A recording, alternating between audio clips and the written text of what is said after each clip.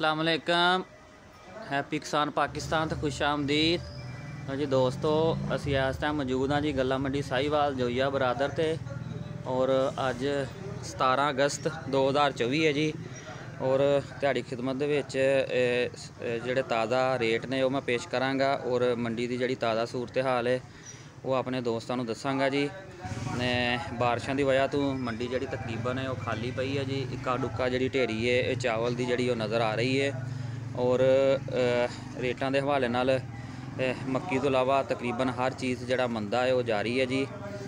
और अगर सारे नालों पहला असीं मकई की ही गल करिए तो साहिवाल गल्ला मंडी का जड़ा टॉप का रेट सिरा जड़ा है वो 2500 रुपया जी। एवरेज माल जड़ा 2200 2300 2350 तक जड़ा वो 2400 तक जड़ा सेल हो रहा है।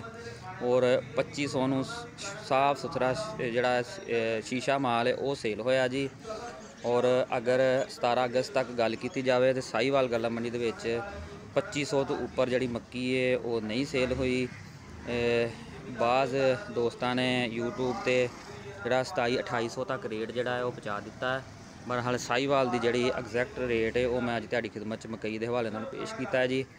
और इस तो बाद अगर चावल की गल करिए जी जी हाईब्रिड किसान है जी 1800 रुपये तो लग के 2000 रुपया रेट आ जी।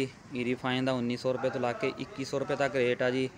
और 1509 साहिवाल गल्ला मंडी के विच फिलहाल 2 दिन तो नहीं आ रहा रेट। तकरीबन मार्केट 3000 रुपये तक हैगी है जी। और तिलों के हवाले नाल गल करिए जी तिलों की मार्केट भी तकरीबन 1000 रुपया मंदा है जी। 12000 रुपये तो लग के 13000 रुपया रेट है जी। तिलों की क्वालिटी जी वो बड़ी लो आ रही है। लोग बड़ी जल्दी करते पे आ कच्चा तेल कट के उधरों बारिशां भी है और कच्ची कटाई करके उन्होंने लैके आ रहे हैं। क्योंकि हुण एंड ते आके बहुत सारे दोस्तों का मौसमी मकई वाल ज़हन बनया है और वो अपनी तिलों की कच्ची फसल को कट के लई आ रहे हैं। और मक्की वाल रुझान है जी रेट में देखते हुए तो तिलों के भी मंदा जड़ा वो जारी है जी। गंदम की गल करिए 2550 तो 2650 रुपया रेट है जी। कपाह की मार्केट 7000 रुपये तो लग के 7800 रुपया है जी। सरसों की मार्केट 5500 रुपये तो लग के 6200 रुपया है जी। जी दोस्तों गल्ला मंडी साहिवाल की सूरत हाल और ताज़ा रेट जोड़े आ दिहाड़ी खिदमत पेश किए आ।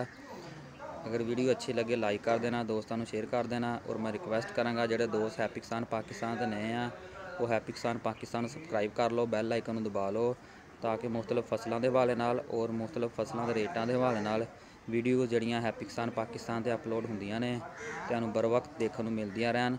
कोशिश की जाती है जी कि बिल्कुल एग्जैक्ट रेट जोड़े आ वो दिते जान।